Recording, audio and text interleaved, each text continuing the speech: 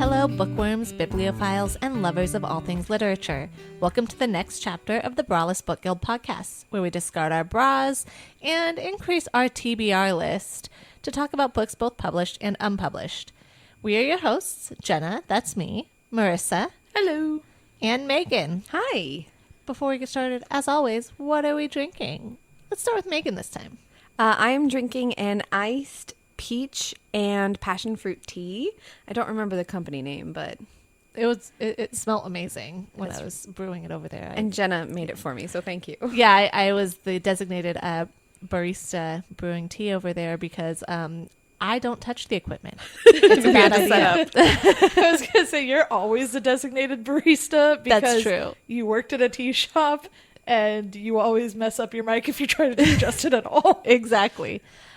So what tea did I make for you today, Marissa? You made the blackberry citrus tea from Bigelow.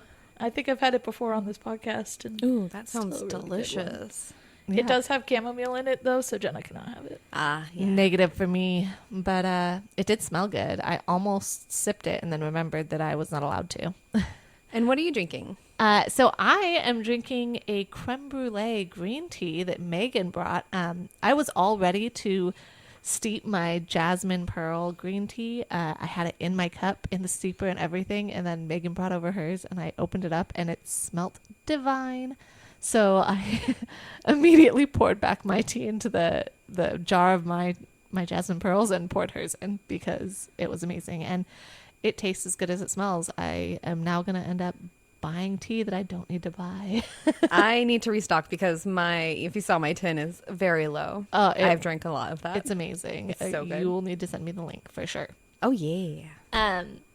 So today we are going to do a fan favorite. A lot of people have told us that they really like that we convince each other to read books. They liked the energy that we had and just that we got into the books a lot more, I think. So instead of two of us teaming up on one, we are picking books that neither of the others have read, and we're going to convince each other to read those books. So I'm hoping to convince Marissa and Megan to read a book. Megan's going to convince me and Marissa's going to convince me and Megan. That being said, I think me and Marissa are big mouths and have said what we're going to do, and Megan has not told us what she's going to get us to read. So, Megan, what are you going to convince us to read? Well, this is a fun topic because I'm currently reading the second book, and it is the Emily Wilde's Encyclopedia of Fairy. You know, that's been on my TBR, so, and it's great because I think that my book has been on your TBR, so It's perfect. Beautiful. Should we start with how likely we are to read it before you even get into it? I know absolutely nothing about this book. I know that Megan had read it because I'm pretty sure you brought it up once before. But, so, I honestly, what are we doing out of like 5 out of 10? Out of 10. Out of 10? I'd say maybe like a 3 out of 10 at this point just because I don't know anything about it. So I haven't had any urge to do anything with it. Okay. Call me dumb, but when you first brought it up, I definitely thought that it was a literal encyclopedia of things with fairy tales. And then I looked into it and I added it to my TBR. But as all readers know, TBRs mean nothing. Yeah, they mean nothing. They just mean that we want to read it at some point. I've had books on my TBR for 10 plus years. So I would say that this one's probably a good...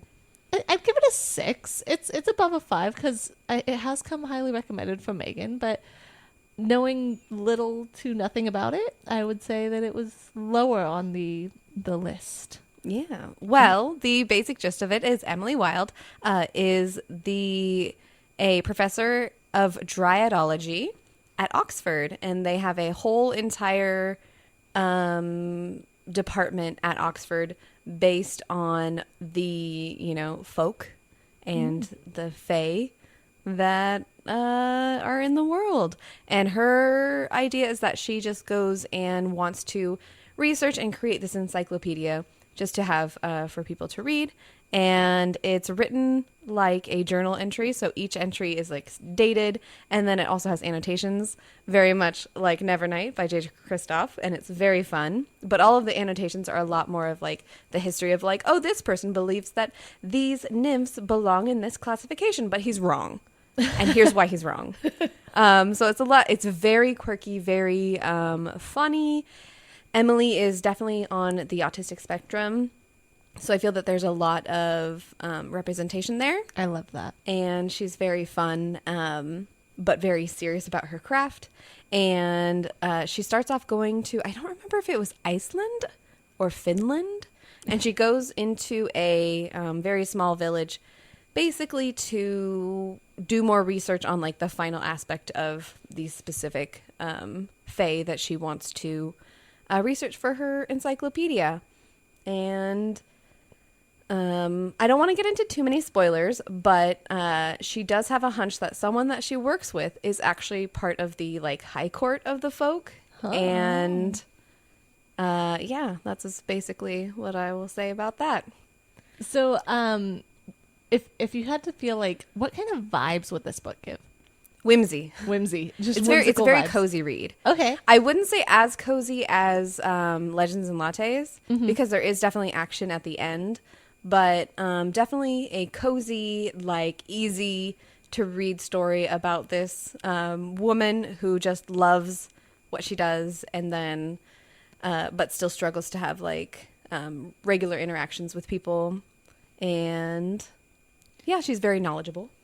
What would you say the setting is like? Obviously, there's the fae part of it, but is it like...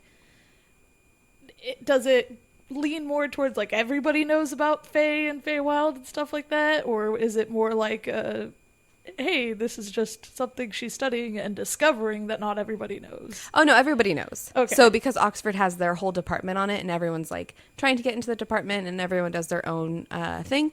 But it's also brings up a lot of, like, myths about, like there's a scene in it that involves a changeling. And so some people, like, know about it, but they're just like, oh, I just have to deal with this child that is not my child kind of thing. But...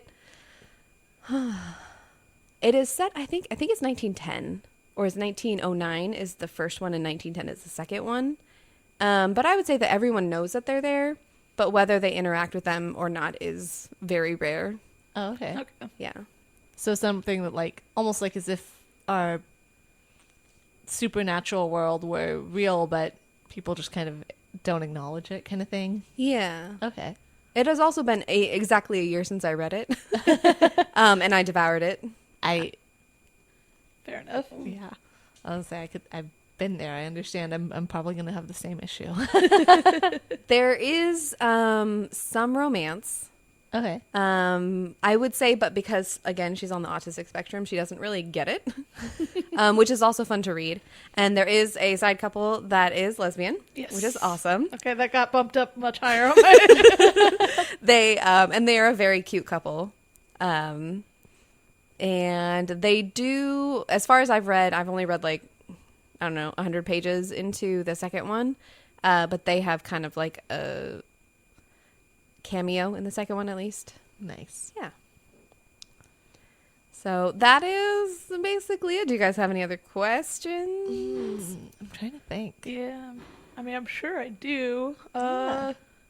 What would you rate the book out of 10? So it was my favorite book of last year. Okay. Oh, okay. It was, of all the books I read last year, it was my all-time favorite. Okay. And I guess so I would compare it to, I'd say it's like a mix. The writing is beautiful, similar to The Night Circus. But the annotations always make me think of Nevernight, because I think no matter if I read a book that has annotations, it's always going to make me think of Nevernight. Because he took them to another level. And then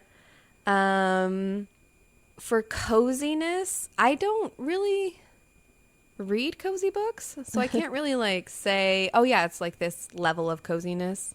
But I would say there's a lot more action and a lot more, trying to think of that word, there's a lot more like suspense in there. because something does happen about halfway through the book that you're just kind of like, she does do one thing that I was just like, oh my God, why would you do that? And it's the whole like, Emily, no, don't do it. And then She does it. she does it kind of thing.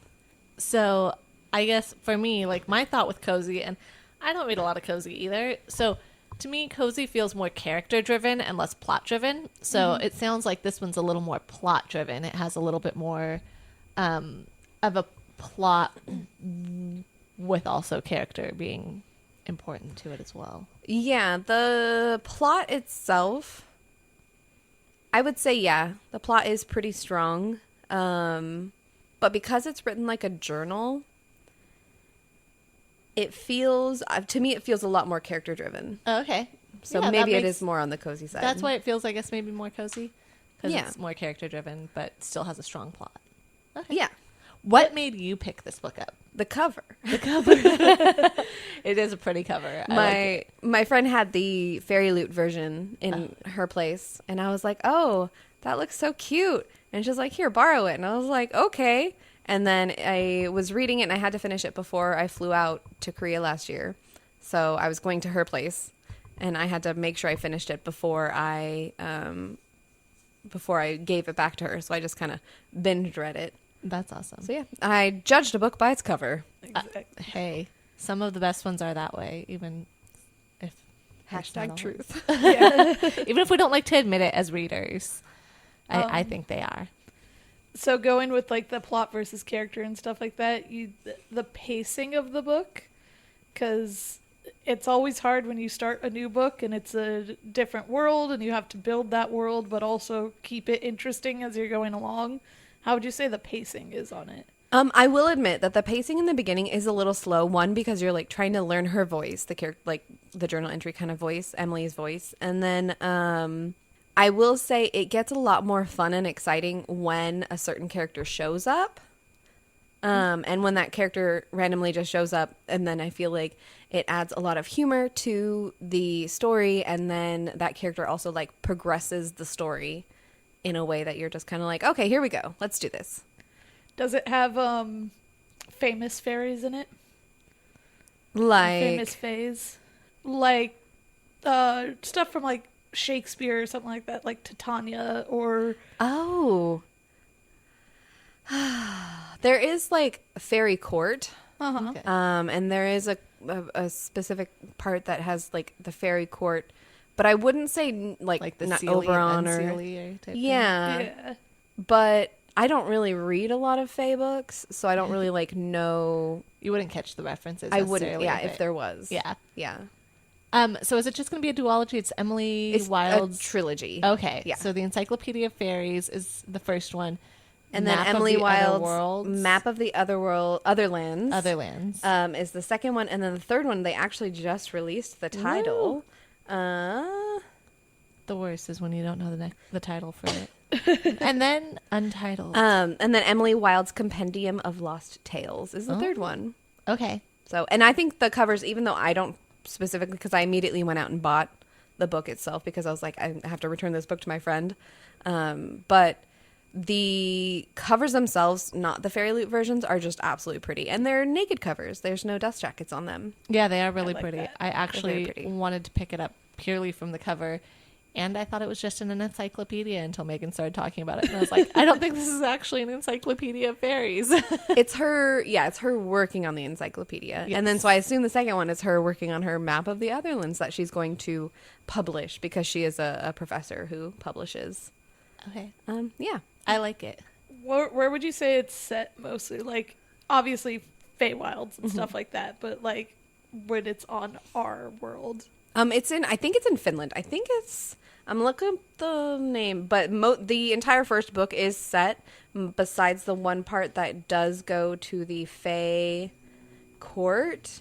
It is in the village of Hrafsnevik. Wow. Yeah. Where Finnish people, tell us how you actually pronounce that. it's Hrafnsvik. I think that's in Finland. I don't remember. But yeah. And then the second one so far is set in Oxford itself. So she returns from there after she publishes her encyclopedia. Spoiler alert, she's successful. But that's something that's Obvious. not really a spoiler. Yeah, it's obvious. Considering it's the title of the book. But yeah, the second one currently is set in Oxford. With them, the part that I'm at just now is them moving on to somewhere else. Is the second one also journal style? Yeah. That's cool. Yeah. With the annotations as well. Yeah. And I always like it because the second chapter, I think, starts off with, well, that didn't go well. I guess I should go back and start from the beginning, but I don't know where the beginning is. Would it be this point or would it be this point? It was pretty fun. It's pretty funny. She just has a very fun and quirky way of writing. The author is Heather Fawcett, if I did not mention that earlier. But I have two of her other books from book boxes of from like forever ago. Really? That I never picked up. And so now I'm thinking, oh, I liked her writing so much. I need to read the other books. Yeah. You'll have to tell me if they're as good. I feel like whenever I find books that I really, really enjoy, I end up like devouring all of the author's work to like see if they're similar. Yeah. So I'm curious. I've never heard of Heather Fawcett up until you were reading this, and I actually posted on our social media just on Sunday, the 17th, and about how you were doing that, and I ended up linking Heather Fawcett into it, and I was like, I should explore her Instagram page and learn about other books that she wrote, which I love. I really want to find more books that aren't necessarily all over Book Talk or Bookstagram or whatever. I want to find more indie and have we talked about like underrated book episodes that we wanted to do? Yeah, we want to do that Yeah. for sure. And I definitely I feel like I don't want to be sitting here telling you the same books that everyone tells you to read. Right, So, exactly. Yeah, so I like this one because I feel like I never heard of this except for from you. And then when you said it, I started seeing more, but that's the whole, buy a car and you'll find a million of those cars on the road type thing. Right. So Right. That's my problem. I do not keep track of like who's a popular author or not like at the time. So you guys will talk about like, oh, so and so who everybody's talking about, and I'm like, are they? I don't listen to like book podcasts. I don't follow like any social media or anything. You're along for the ride. Basically. The biggest thing that happens to me is occasionally I'll be scrolling through TikTok and a book talk will come up, and it'll usually just be like sapphic representation books. It's all like, oh, you want to read a sapphic book? Here you go. And I go, oh, I'm going to like this, so I can go back and read those books, and I never go back and find it. Look, I have book talk stuff on all of my social media. Pinterest, I have a bookworm page. Instagram, I run our Instagram for the most part, and I have my own, all I look at is books, so that pops up. And then Facebook, I have like 6 different pages, groups that I'm part of. So if I see things that come up a million times on all 3 of those places, then I'm going to be like, okay, this is well talked about. If I don't see it, or if I only see it on one, then I'd say that that's pretty low on the Bookstagram scale. Yeah. Stigale. I always follow what characters are people always drawing? Oh, that makes sense. Yeah. And then if they're always drawing these characters, then I'm like, oh, okay, something's going on. Yeah, I'm always really scared to look up fan art because I feel like fan art is always spoiler zone. Yeah. Yeah. So I usually wait till after I've finished a book to look up fan art. So I do notice that some books, when I look up fan art for it, if I see nothing, if there's none, I'm like, dang, no one knows about this book. I have to tell people about it. Right. So yeah. That's how it was with me for Gail Carriger books. When I got obsessed with them, I'm like, and nobody reads Gail Carriger. Apparently, I can't find fan art. I can't find anything. I finally found a Tumblr page that they did fan art for it, and I was like, yes. I got to do art for her. You totally should. I would spam the heck out of all of our social media for that, because I think Gail Carriger deserves to blow up. In the best way. In the best way. In the best way. Blow up in a fun way. All right. So how are you guys? What's the scale for Emily Wilde's Encyclopedia Fairy? I'd say you moved it up to an 8 for me. I definitely want to read it, and it'll probably be more of a... I will probably read it before the end of the year. I would say that. I'd say I'd probably read it before the end of the year, which should make it interesting on my best book. If the third one comes out this year, which I don't know what the projected publish date maybe is. I'll wait till I know when the third one's coming. That's where it scaled my rating down a little bit. Yeah.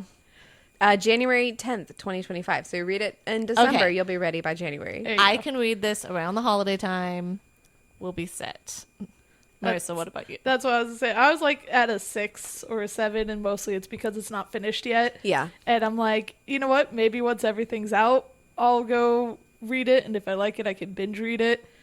But yeah, I like fairy stuff. I like fae stuff. Yeah. I'm kind of interested because I'm not an expert on it by any means, but I'm interested in how the lore matches with other fae lore. Yeah. And, I'd be interested to hear more. Yeah, and see if there are like characters in there that are references to other fae and stuff. Yeah. Was that? Literature. Yeah. Other literature out there. All right. Well, we'll keep readers updated. Yeah, definitely. You'll see it on our social media. If not, hear it in our podcast about if any of us pick up this book. And it'll probably be around the holidays for me because the worst thing for me is having to wait and forget everything about a book before. Yep. The first one is since it's set in a very like mountainous country, it is set during like the snowy season. Oh, perfect. So I that hate does sound reading good. about snow when it's 100 degrees outside. So there's nothing worse than being like, I would give anything to cool down. right. And reading about a wonderful, cool, like sitting by the fire. And I'm like, I want nothing to do with a fire. All right, Marissa, what book are you going to convince us to read? All right, so mine's kind of jumping on the pop culture bandwagon right now, but with Avatar: The Last Airbender live action coming out, Avatar: The Last Airbender is getting a resurgence in popularity, and therefore I'm going to try to convince you guys to read The Rise of Kyoshi. It is a duology, so they have The Shadow of Kyoshi as the next one, and it is completed, so you guys don't have to wait for it to come out.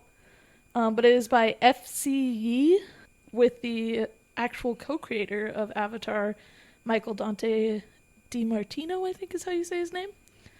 So FCE wrote, I think, for a couple of episodes in the Last Airbender series. That's cool. And then obviously Michael Dante is one of the creators of the series itself in completion. So it all follows very closely to actual Avatar: The Last Airbender world. Wait, before we get into it too much, Yeah. we have to wait. How likely are you guys going to read it? Yeah. So I've seen this on our shelves for a while. Let's put it this way. Marissa and I lived together in an apartment in 2020, and I remember it being on our shelves then. I remember moving into our apartment and putting it on our bookshelves.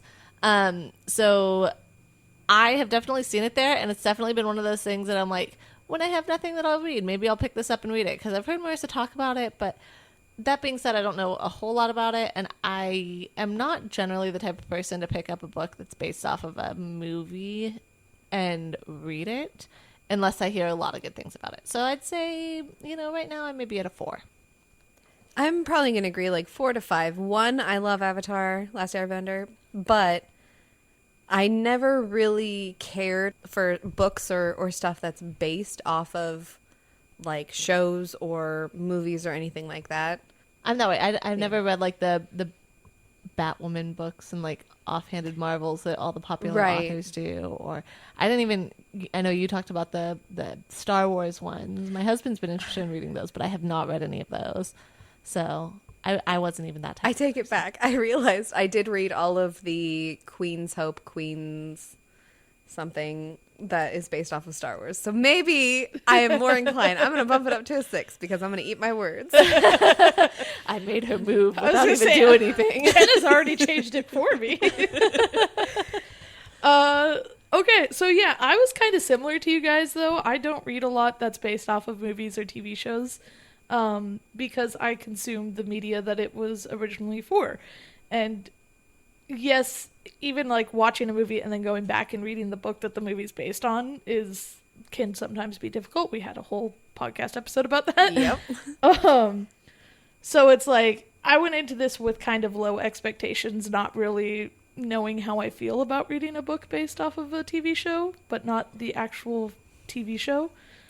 That being said, Kyoshi was always like a really cool character in the background of The Last Airbender. Oh yeah. So I was like, a book about Kyoshi? That sounds cool.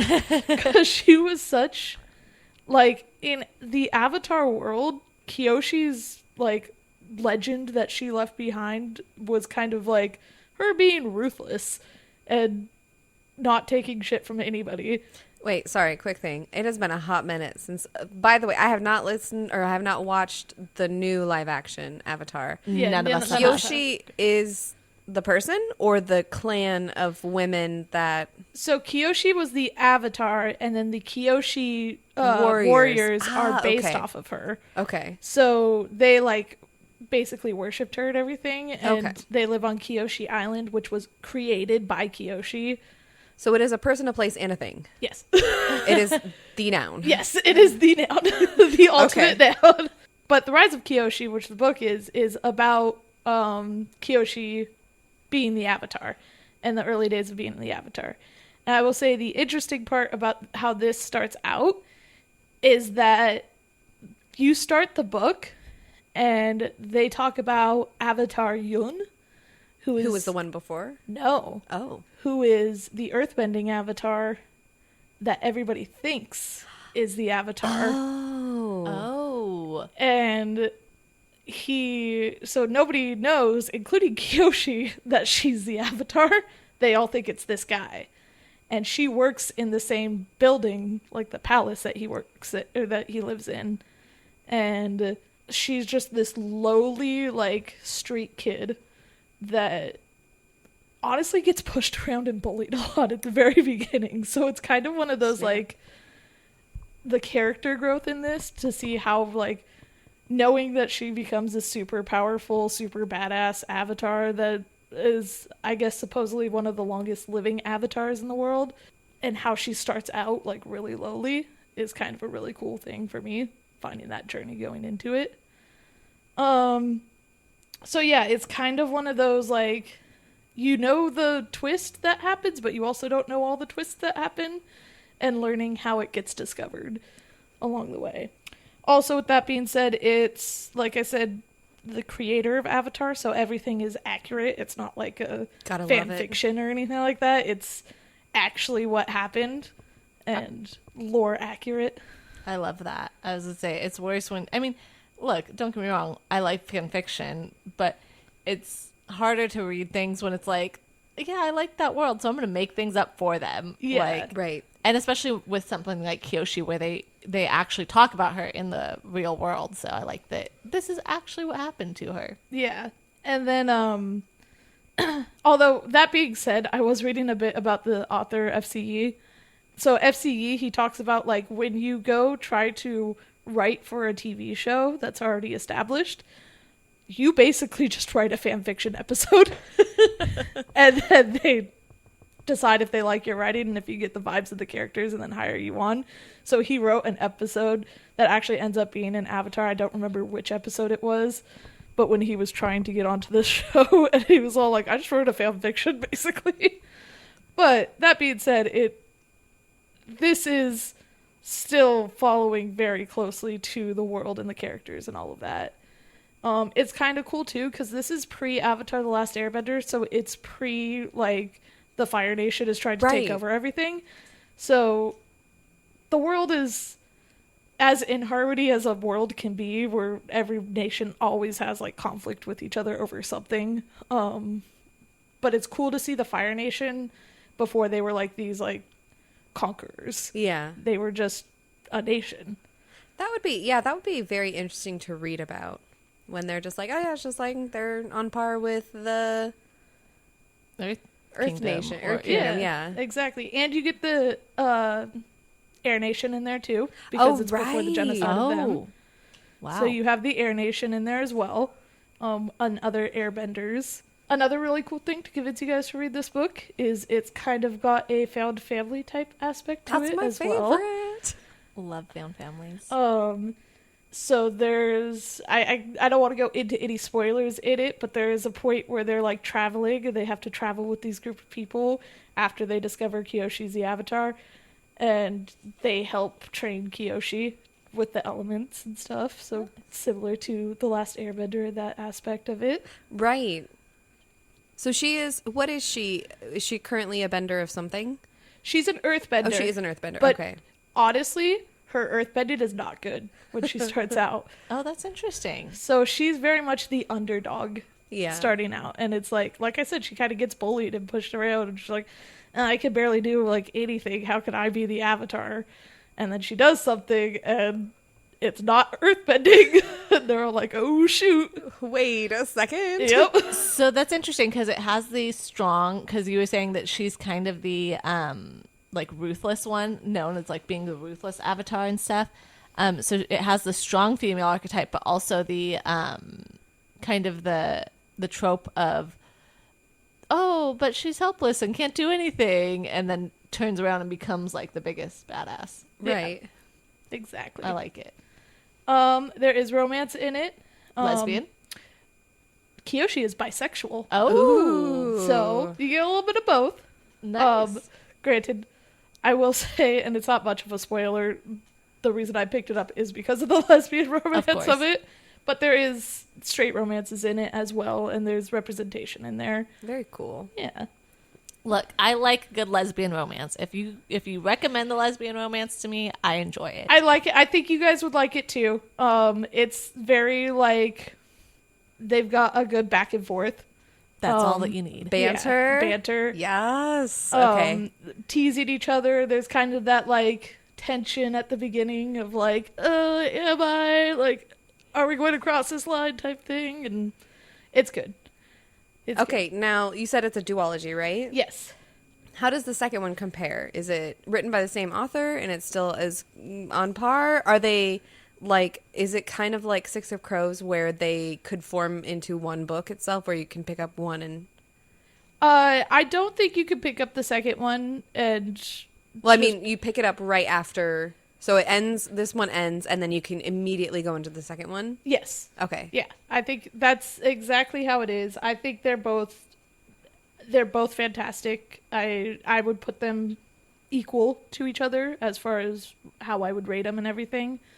I'll be honest, it's been a long time since I've read both of them, so I can't remember exactly how the transition goes over. But there is, I remember kind of how the second one starts, and that's very interesting because it does pick up, and it doesn't pick up like immediately like the next day, Okay. but it picks up with like a transition of like sometimes past, and I can't really go too much into it without spoilers, but Yeah. it does a transition of like a cool learning something new. Oh, cool. How's the plot? Like, because obviously Avatar and the Last Airbender, it's like Aang has to learn this because he has to take on the Fire Nation, and it kind of has to be at the certain deadline. And then I'm gonna be honest, I didn't watch the sequel series. Legend of I Korra? watched, It I was think so the good. first season of it, and just never finished it. But and I'm like, I'm curious, what's the plot like? The plot is interesting. So the plot is kind of a dual bad guy type plot. So you've got one enemy that she's facing plus another enemy that they might be working together, they might not be. It deals quite a bit with the spirit realm, Okay. which is interesting because they don't. It's not so much. For those who have watched Korra and they know how much of the spirit world gets integrated into the plot, it's not that much into Okay. it. But there is like a spirit that they go to, and there's something going on there. But then there's also a political plot going on, and it's the way that the political plot goes over is interesting because it's less about like one nation versus another nation and more of them discovering who has the power over the Avatar. Ah. Oh, okay. So, sorry, go ahead. Is it Avatar itself? Obviously, it's a children's show that adults can love. But it's basically what is it, Monster of the Week or something? Yeah. Where each episode they have like their arcs where it's like 2 to 3 episodes that go in. Is it formatted like that, or is it formatted that in one book could have been one episode, or I'd say they're episodes? more like movies. I would say it'd be. I don't think it would be going one book, one episode. So like how Naruto always had a bunch of movies out there as well as like side stories that last longer than 30 minutes. 3 episodes. There's major beats in the book that you hit that I think like, okay, if we did make this like episodic, those would be the major beats. Okay. But I think it would be less like Avatar where it's like Monster of the Week episodes and more like stuff like The Walking Dead or something like that where it's like each episode leads into the next episode and what the plot's supposed to be for the next episode. Okay, so like the season centers, it's like if this was a season, the whole season would center around the major arc. Okay, very cool. Yeah. Would you recommend reading this right after watching Avatar or like taking a break? Because we've talked before about how like sometimes you watch movies and then you try to read the book and you're like, oh, I don't like this. But this seems like it's just different enough that I wonder if it would be beneficial to rewatch the show and then read it. I think that would be totally fine if you rewatch the show and read it because this takes place so detached from the show as far as like time period and everything. This is long before Aang, long before Roku because like we said, Kyoshi was one of the longest living avatars and this is the beginning.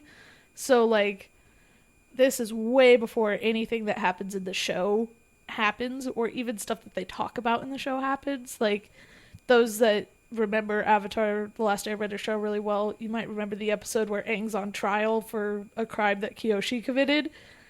That was right, because it's technically him. And spoiler alert for that episode, but Kyoshi takes over Aang's body to kind of clear the air and admits that she did it. Like, yep, that was me. But it talks about how she like created the Kyoshi Island by separating herself from Chang the Conqueror and like literally earthbend an island away from them.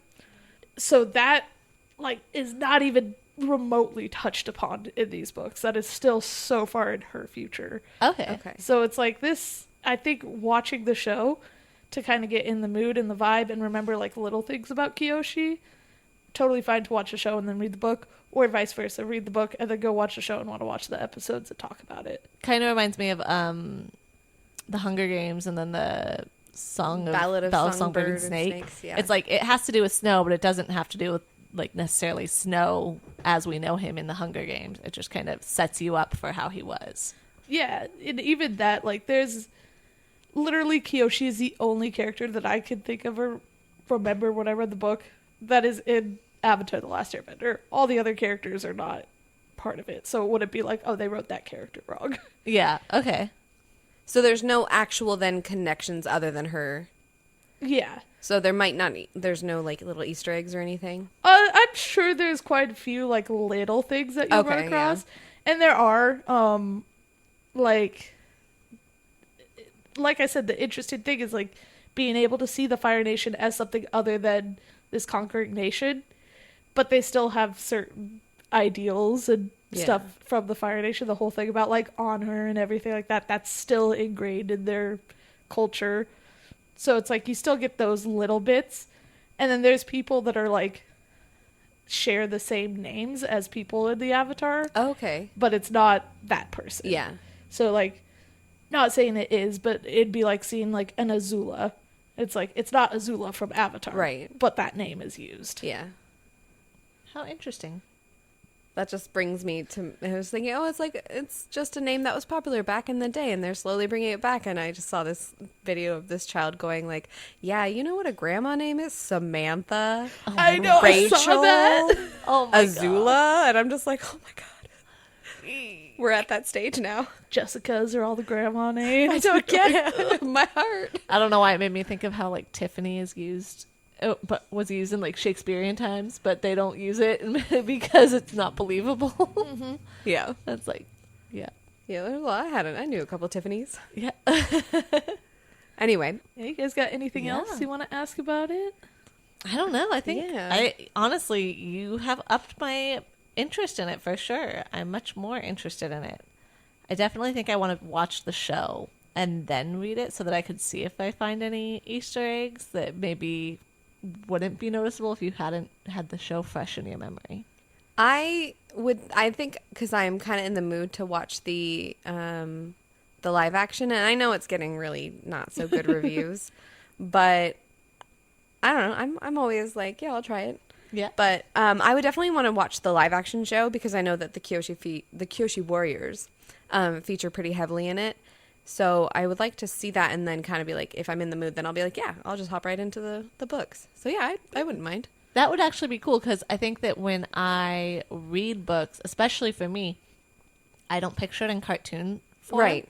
So the idea of reading a book that's centered around a cartoon in my head would kind of take away from the realism of it, that I like the fantasy novels, but that's kind of what it does. And so like to watch the live action, it would be interesting to watch the live action, have that in my mindset, and then be able to kind of put a live action face to Kyoshi rather than. I will say the very interesting thing that happens in this book is, one, you figure out where her makeup style comes from, Okay. but she doesn't have that makeup style for like the majority part of the book for a little while. Oh. So it's like, when you're picturing Kyoshi reading the book, for the first part of it, you're just picturing a woman. Just Like, a woman, yeah. Yeah. really tall woman, because Kyoshi was known to be very tall. Yeah. But you're just picturing an Earth Nation woman. And then they get to a certain point where she puts on the makeup, and you're all like, oh, now you're Kyoshi. Now I remember. Okay. Yeah, I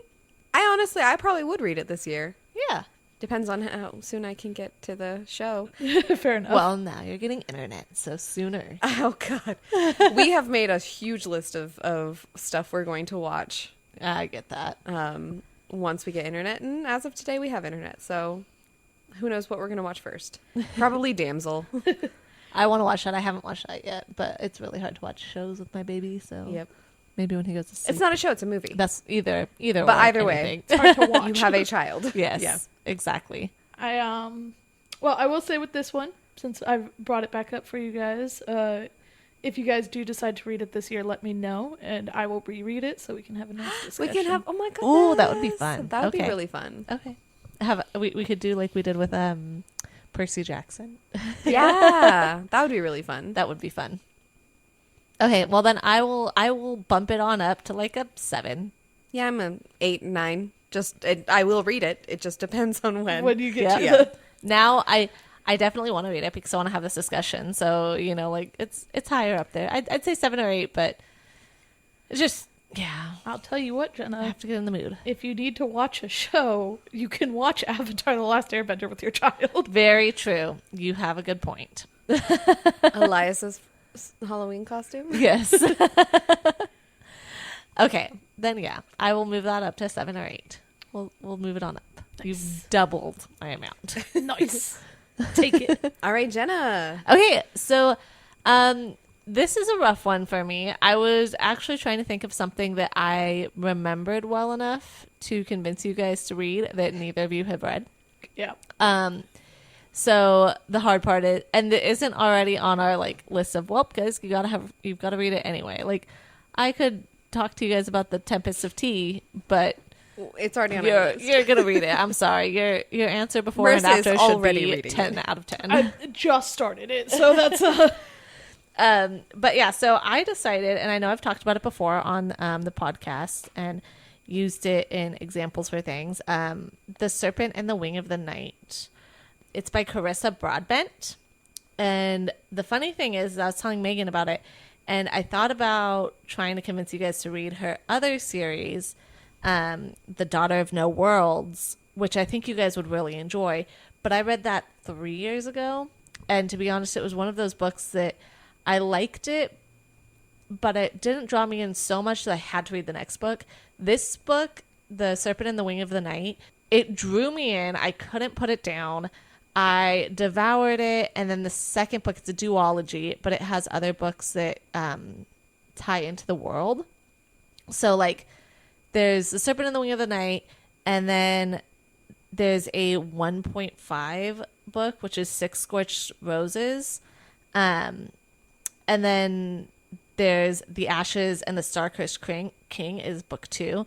So The Ashes and the Star-Cursed King and Serpent in the Wing of the Night follow 2 people, and then the Six Scorched Roses follow a different character that comes in the second book. So you get their story before they come in, so they actually matter more to you. So, like, you could read 1.5 before 1. I wouldn't necessarily recommend reading it after 2 because you'll kind of already have spoilers. So I like this. They actually just said that they have another one coming out from another character's point of view. So it seems like she's writing a lot of people from this world. And that's The Songbird and The Heart of Stone. So it seems like it's an expanding book, but I read it and I read the first one. The second one hadn't come out, but the 1.5 had been out. So I devoured the first one, read the second one, or the 1.5, waiting for the second one. And then finally the second one came out and I was like, oh my God, I need to read this like right away. So I really liked it. But before I get into what it's about and what's going on, I'd like to know what your guys' likelihood of reading this is. I think similar to Megan's book, I don't know much about it, and I haven't really heard a lot about it other than what you just said. So I'd put it down as like a 3, probably down there. I know what you've talked about during like novel critique stuff about like how it inspired you to write a certain genre. And that genre is vampires. Yes. And I'm not into vampires. I've read, obviously, you know, there's Twilight, and then I've read the first Interview with a Vampire. I thought it was like the most boring book ever. I haven't, other than Lord Akeldama from Soulless by Gail Carriger, I don't care about vampires, and I think they're overdone. But, so I'm like a 2. 2. Okay. But I'm interested to hear more. Obviously, That means that's I why have we're room here. to grow, guys. Exactly. You got the only way up is up. The only way up is up. Unless we're At the end of this, Wonderland. you're both like 0. I am not reading this book. You This guys have sounds ruined awful. it for me. Okay, so The Serpent in the Wing of the Night, it is vampires, but what's interesting is that it's vampires own their own land. Like, not even like own their own land. It's almost like the vampires took over this area, and there are areas outside of that in the world that are not vampire-run kingdoms, where it's like there might be more human-run kingdoms and stuff like that. But there's also sects of vampires, almost like they'd have these sects of fairies. So there's different types of vampires throughout it.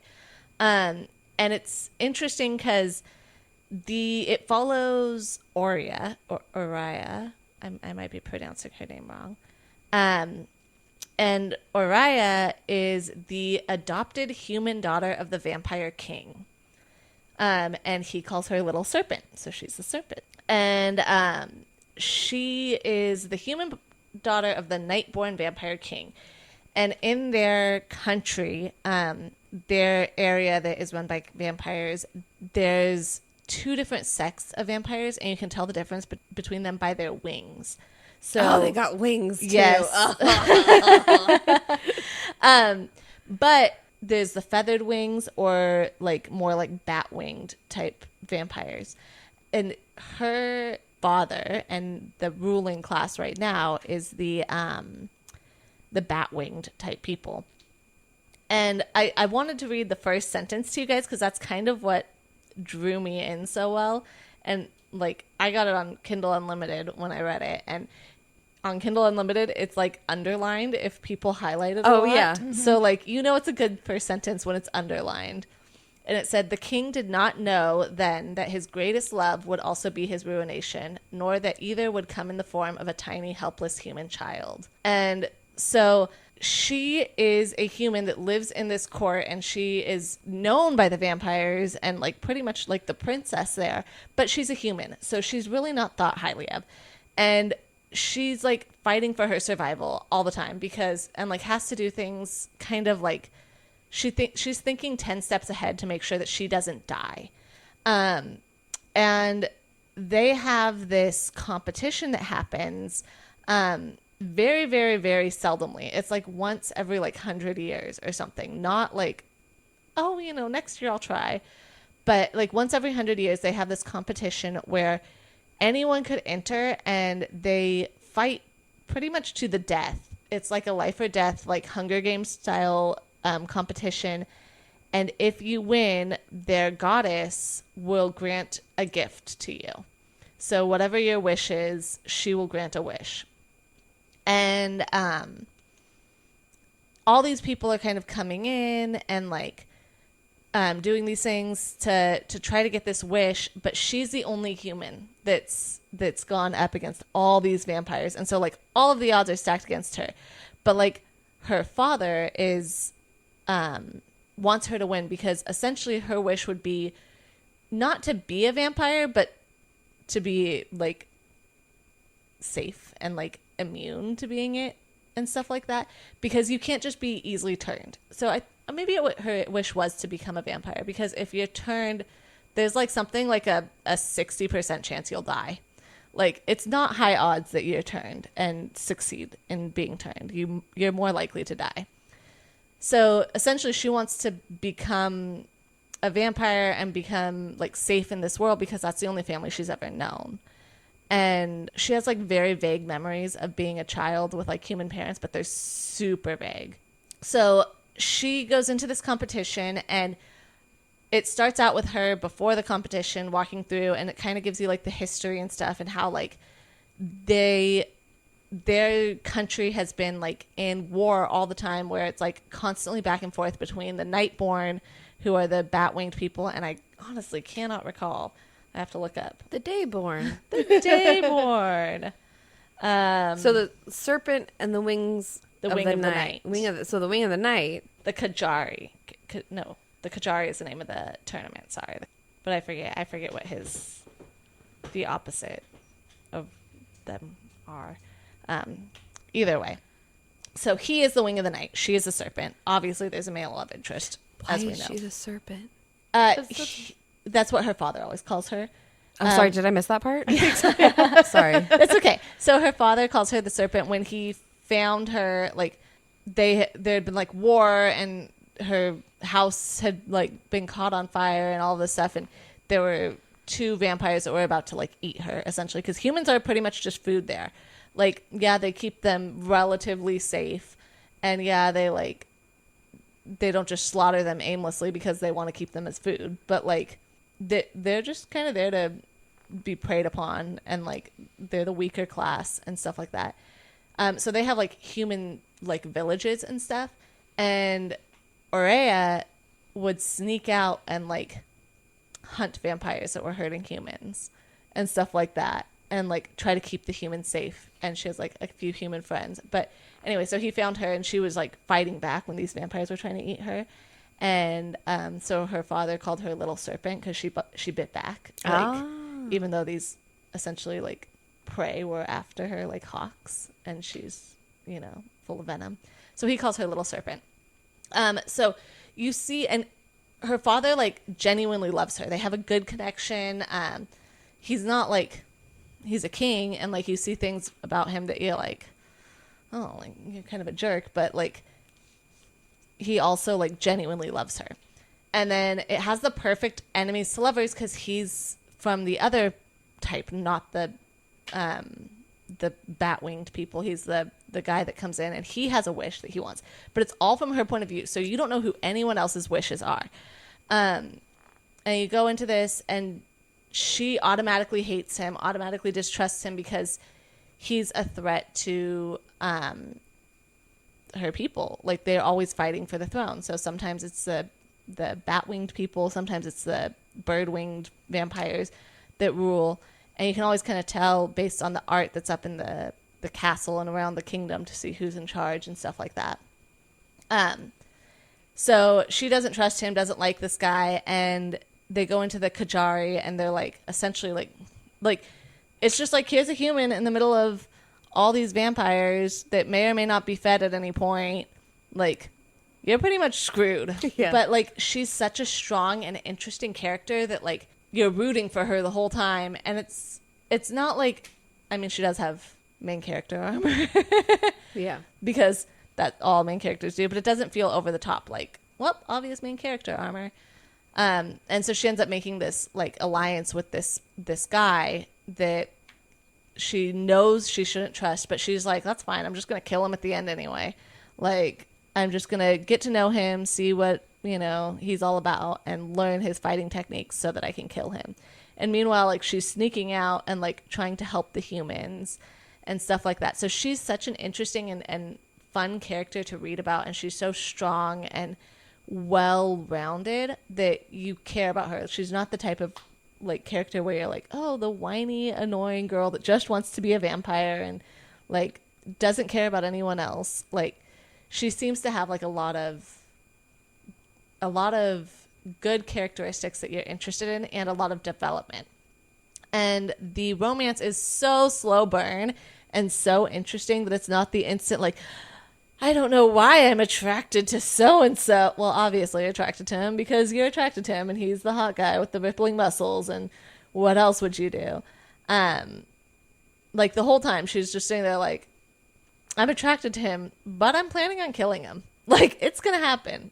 I'm going to have to kill you, and I'm going to kill you because I want to win, and I don't care because I want this wish, and I need to have this wish so that I can continue living this life without my life being on the line every night. And it's not like I'm a human. I'm going to live another 100 years to do this next time. So I'd say, like, this has, like, almost the Hunger Games vibes where it's the battle to the death. It has the different trials, different things like that. It has vampires, but I liked it because I liked vampires back when they were popular in 2007.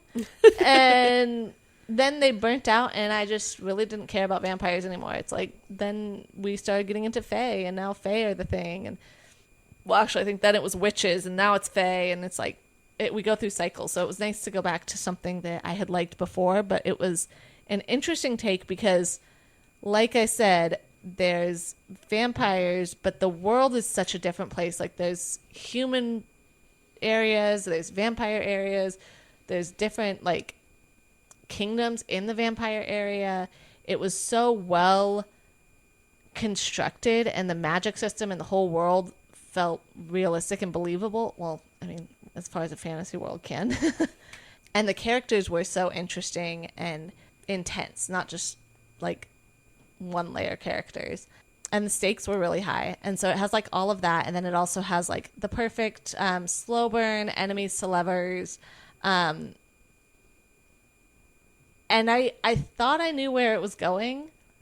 I was quite certain I knew where it was going.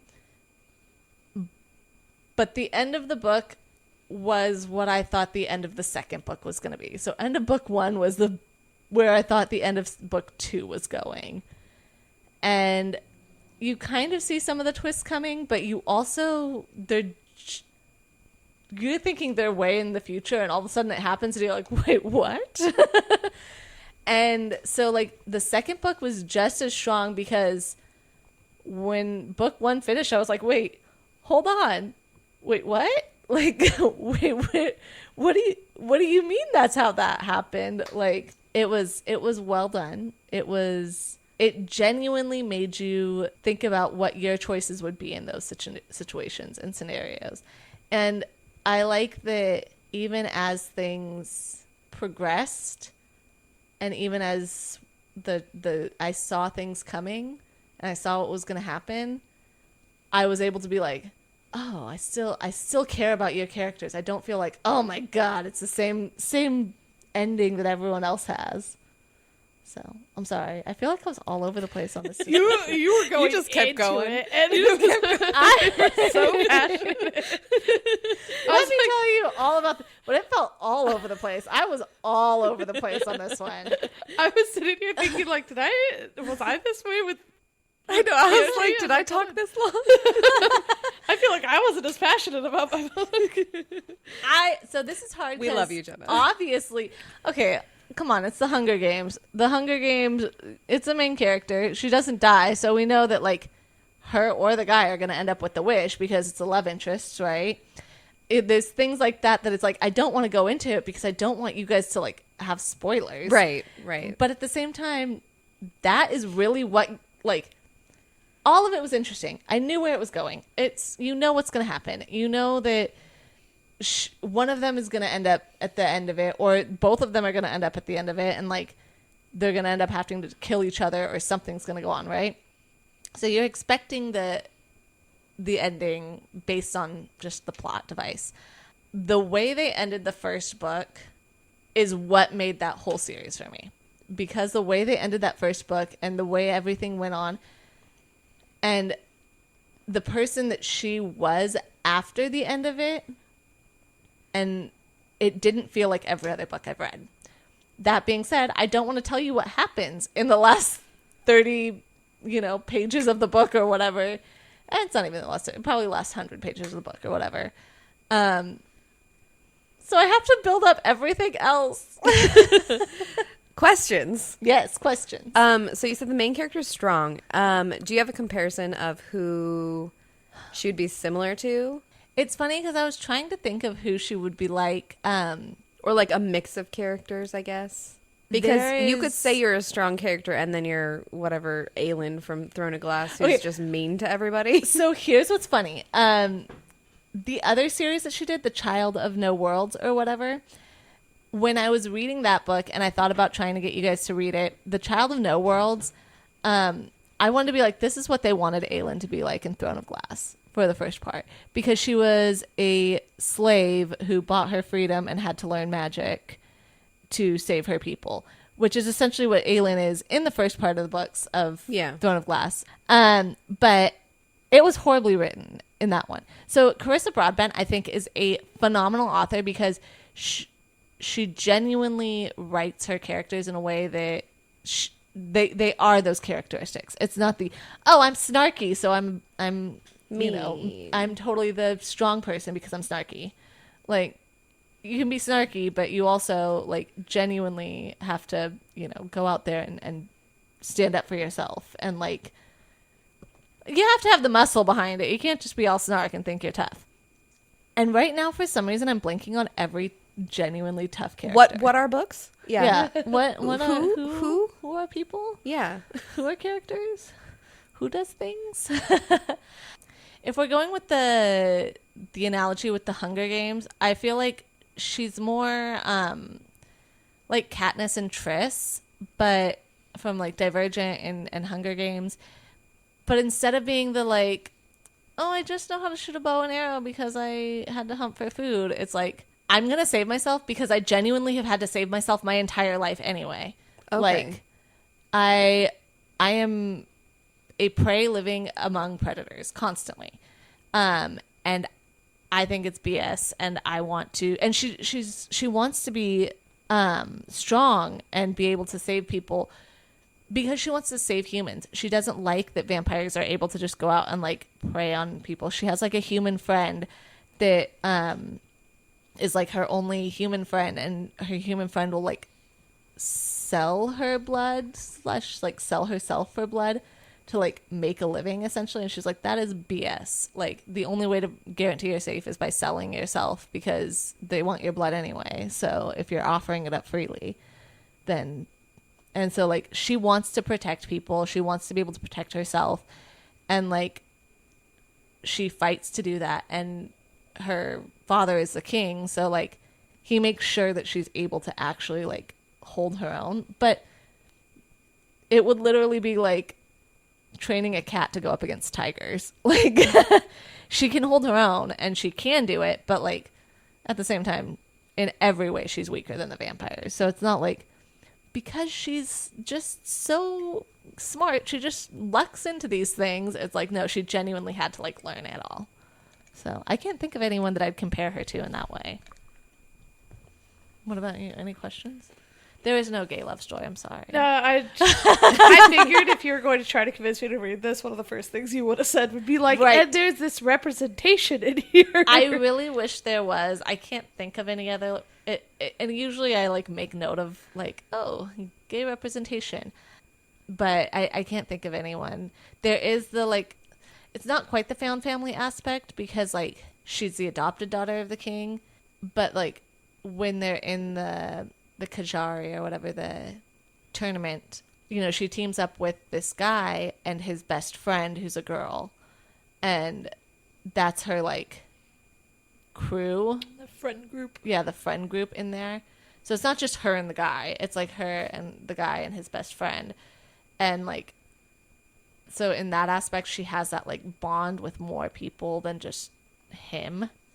And you want like all three of them to like survive and win because you like become attached to all of them. But like, it feels like she genuinely, her reactions and her feelings and her emotions are genuine. It's not like, oh, I like the guy, so suddenly everything is fine and I only care about him now. You know, she's still driven by her own desires and wants and stuff. I guess my biggest concern for this is it's so reminiscent of that era of books that we read, of the like Twilight, Hunger Games, Divergent, where I feel like I've outgrown them. Not that I didn't like those books, but I just feel like I've outgrown them now. Yeah. So thinking of those books, I'm like, I don't know if it'd be something that I'd want to go back to and Right. put myself back in that mindset. So what I liked about that is that I use those analogies for these, but it's so very completely different. Like, very different. Is it more still adult? Much more adult. I wouldn't call it like a smutty book. It does, you know, I would call it new adult because it does have like a scene that's definitely more, and there's definitely they talk about like more torture. They talk about more like graphic violence. It would be more new adult. I wouldn't call it a smutty book because I feel like smutty books are the ones where it's like, okay, by 50% of the way, and I'm expecting a sex scene, and I expect 3 more before the end of the book. Like, so I wouldn't call it a smutty book per se, but I also would not recommend it to a 15-year-old. So, What were you reading at 15, Jenna? hey, look, I'm a different 15-year-old. That was 15 years ago, 20 years ago. So, oh my God. X years ago. We'll just put it at that. yes. Not going to talk about that. But yeah, I think that it would definitely be more adult. It would not be something that, like Hunger Games, it's not, even though you know where the plot is going with things, it's not written in the way that you would read it and be like, dang, I feel like I've read this book already. And the vampires, they are not Twilight vampires. They don't sparkle? You know, if only they'd understood that all vampires must sparkle now. It's canon. But no, like they're genuinely like, and it has the political part of it, the political intrigue, because it has those like 2 different sects of vampires warring against each other. It has the like build up to like, you know, something's going to go on because he's obviously part of the other sect, and you can kind of guess that like they probably want something going on that's going to be like bring, you know, their people back in power or find a way for them to take charge because they don't want to be the people that are like hunted and lower or anything like that. So you get that kind of setup that like it's going to go in that direction, but it's not, it doesn't read like any other book. That being said, I also think you guys would really love Children of No World by her. I don't remember that one as well, the plot, but that one does not feel the Hunger Games feel at all. And that one also came highly recommended. What was interesting to me is that Children of No World popped up for me a long time ago. And I saw it, and it was one of those things where I'm scrolling through and people are like, why do people not talk about this book as much? This is an amazing book. And so I was like, well, adding that to my list. And it does kind of have a cheesy cover, which is very like old school, like, it's got like a girl with like a skimpy little dress on and like a sword. And I was like, it looks interesting. It's got a cheesy cover, but it's fine. I'll take it. And I added it to my list and I read it and I was like, dang, that was really good. And like, people are like, oh my God, I love that series. No one talks about it. No one talks about it. And then Serpent and the Wing of the Night came up and I saw it a lot on my Facebook feed, but I didn't see it a lot of other places. I still don't see it a lot of other places. I'd say it's mid popular. Like, some people are really starting to talk about it, but a lot of people really aren't and haven't caught on to it. But Carissa Broadbent as an author, like, amazing. I'm surprised more people don't talk about her. And it might be... How is her writing style? It's good. I really liked it. Is it like lyrical, direct? Is it poetic or... Not over the top lyrical. Okay. Not over the top poetic, but like... It has its moments. It's not so direct. It's not like Cassandra Clare. Take a drink. Let me take a drink, quick. I'm out of tea. It's not fun and quirky like Amy Kaufman and Jay Kristoff. Okay. It might remind me more of Jay Kristoff on his own. Mm-hmm. That being said, he is very descriptive in his writing, like very poetic.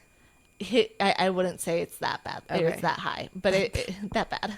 Not that poetic and descriptive, but it definitely is more that way than others. It would be just under Jay Kristoff. Like, on the verge, it's much more Jay Kristoff than that. It builds you up so you know what's happening. There's a lot, like I said, it builds you up like you know what's happening. The first line that I read you guys was the prologue. So that was the first line of the prologue. The end of the prologue was like, it says, hundreds of years later, historians and scholars would look back upon this moment, this decision that one day would topple an empire. What a strange choice, they would whisper. Why would he do this? Why indeed? After all, vampires know better than anyone how important it is to protect their hearts, and love, understand, is sharper than any stake. So, like, that's a good, like, chunk of it to kind of give you an idea of how her writing is. Yeah. It's lyrical, it's kind of poetic, but not, like, over the top lyrical and poetic. Yeah. But yeah, she does a good job of making you care about all the characters and also leading you to a place where you know where this is going, but you just don't expect it to get there the way you see it's going there. So I was impressed by her writing. And if you don't give this one a try, definitely give the other one a try because it was amazing. Oh, you're doing a twofer. Yeah. 2 for 1. Although I like this one and I feel like I could talk about this one much more because I haven't finished the other series. Megan's laughing because you've already talked about it so much. Like, what more is there Let to me say? talk about all of it. No, but yeah, so any more questions? I think you've covered everything. No, I haven't. Keep asking me questions. No, I think I got excited. I had to find something that I could talk about because I love excitement, and I am glad that you had your moment. Yes, let me talk about this book. But yeah, okay, if no questions, what would your guys' rating be? I trust you, honestly. So if you love it this much and you've talked about it in critique group and in this, I will, it's not top of my list. Yeah. But if I happen to come across it, I'd probably read it. Yeah. If I run out of TBR, which will never happen, but if I happen to finish my TBR ever, then I'll definitely pick it up. Yeah, I think I'd have to really be in the mindset for it, especially without the representation in there and everything. I would have to be, man, I'm feeling like a vampire novel today or something. It would have to be the right circumstances for me to read it. But if I did get my mind to those circumstances, I'd pick it up. Yeah. It's like Megan said, I trust you. You're obviously very passionate about it and you love it a lot. And I will not be understand. listening to this episode. You guys can edit all you want. I will not know what's talked about in this episode. Jenna will listen to the first half of this episode and then it'll get to her point Goodbye. and be like, and that's where we ended. And that's where we ended. I didn't talk But about honestly, anything. okay, if you think about it, anyone who has read this book would be so excited to hear you talk about it so Oh, much. yeah. Yeah. And because honestly, she is an author that I have never heard of. This is a book that I have never heard of outside of what you have said. It has never come across my like, hey, you should buy this book, not like half the other books that I keep getting advertisements for. Yeah. Yeah, I feel like you get the same ones over and over again. This is definitely, I think that that's part of the reason that I really want to get into it, really want to talk about it, because as we've talked about many times before, like I want to promote books that don't necessarily get as much track. Yes, exactly. I don't want people turning in that just have read the same books and been like, why aren't they talking about Throne of Glass yet? Yeah. Because everyone has. It's already been said and done. Everyone needs. I mean, I can. If you guys want us to talk about it, please let us know. We will talk about it for you. I do have one question. Actually, I forgot. Is the series completed? Yes and no. So it is a duology. Okay. There are 2 books. But you said she's going to the side character. But then there's side characters. Okay. So that's what's interesting. That 3rd book that's coming out is supposed to be, well, I mean, obviously, I guess if you read it and you find it out, it's like his friend's perspective. Okay. And then the 1.5 book is like a different perspective. And the 1.5 book is more interesting because it follows a human girl in the human world where a vampire lives just outside of town. I was going to say, is it that book where it's my vampire or my roommate is a vampire? No, it's like everyone knows that there's a vampire out there, but no one ever really interacts with him. So it's like where the main world is, this is the vampire world, like all vampires rule. You see like the outside realm. One more question. Is it our world or is it a fantasy world? Fantasy world. Okay, so it's not, it's America, but there's vampires. No. Okay. The 100%. way I was thinking like England versus Transylvania and like all of this. Like, I'd be really interested, readers, if you have read these books, let me know where you imagined it, because for some reason I like Detroit. I imagined it kind of in like the Middle East, even though like it didn't necessarily say that, and it doesn't necessarily like portray it that way. For some reason, like the way I imagined it was like there's the Middle East, and then like there's almost like this is like kind of like Persia almost in my mind, and then there's like other vampire worlds in like Egypt and like Greece and Turkey kind of area, and then if you go further down into Africa, there's like the human realm. That being said, so like the Mediterranean. yeah, because they talk about like a large sea and everything, and that's so I get that feeling of like the large sea, and that's just kind of like geographically where I imagined it. I didn't necessarily imagine them dressed like the Middle East or anything. It just like that's how it felt to me. Another that's question. actually funny because also I was thinking like, yeah, my kind of thought process when you were describing her like fighting off the vampires before she was adopted by the king and everything like that, that's where I was like getting that England Transylvanian vibe.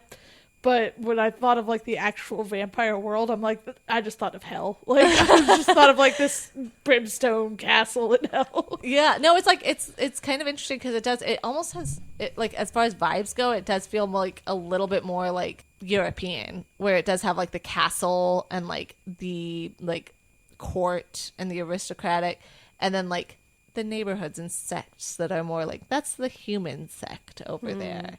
And stuff like that. So it does feel like a little bit more of that, but it definitely like it's its own world. It just kind of like geographically, that's kind of how I imagined it. Having just finished 2 books set in the Middle East. I love that's the Middle probably what I will imagine now. Yeah, I don't know why. I love the Middle Eastern vibes, but yeah, it doesn't necessarily like lead to that necessarily. Like, oh, it's Middle East. It's just the way they describe the world and where and how the world is. That's where I imagined it. It's funny because you're saying that, and I'm just looking over, literally right next to you is the second book of Tasha Suri's series that we're reading for this year. Also, Middle Eastern India vibes. Yeah, it's got the India vibes in it. Yeah, I wouldn't say that it has those vibes necessarily, but it definitely has more of like the Transylvania type vibe. I definitely hope you guys give it a go. If you do, I don't think either of you guys use it, but if you have Amazon and you have Kindle Unlimited, which is $10, and you get unlimited Kindle books from them, like certain books, it is on Kindle Unlimited. All of Carissa Broadbent's books are. So if you're paying the $10 monthly subscription fee, totally, it's worth it. You get like 10 of her books or something like that. I don't even know. I'm guesstimating it's probably more like 6 books that you could read for $10 if you can read them all in 1 month, which I could. Yeah. So, Yeah, worth it for that. All right, so Before, what are we reading? yes, I was gonna say before we finish up, we have to talk about what we are reading right now, what we're currently reading. So let's go with the same order we did with tea. Megan, what are you currently reading? So as you know, the physical book that I'm reading is the Emily Wilde's Map of the Other Lands, and the audiobook that I am doing is And Break the Pretty Kings by Lena Jung. Oh, nice. Okay, 2 books at a time. There you go. Always. Always. What about you, Marissa? I started a couple of books I think I told you about, and we touched on it very briefly. Was The Tempest of Tea is the next book that Jenna's having all 3 of us read. And so I started the first few pages of that. I'm not like into it yet, but I put it on my phone so that I can read it like on break at work and stuff like that. I don't have to bring a full book copy because that's hard for where I work. Yeah, I get that. I just finished that book, like yesterday. So I finally officially finished that book, and I will be starting The Unmaking of June Farrow by Adrienne Young, and that is because I am very late on our annotation study. And I think that if you guys have heard before, I was supposed to do a study in drowning by Ava Reed for our annotation study. Oof. It did not work out. Sorry, guys. So if you want to read along with us, our new annotation book for me will be The Unmaking of June Farrow. And I'm starting that now. So start with me, guys, and we'll delve into that. But okay, so since we have now finished everything else, we will end with a quote. And the quote today is by Irving Stone, and it is, "There are no faster or firmer friendships than those formed between people who love the same books." It's us. It's us. Ironic, considering we're talking about books that we haven't all read together. Yeah, right. Also talking about all the different types of books. Exactly. All right, well, that'll be it. Thank you, guys. Till next time. Bye. Bye.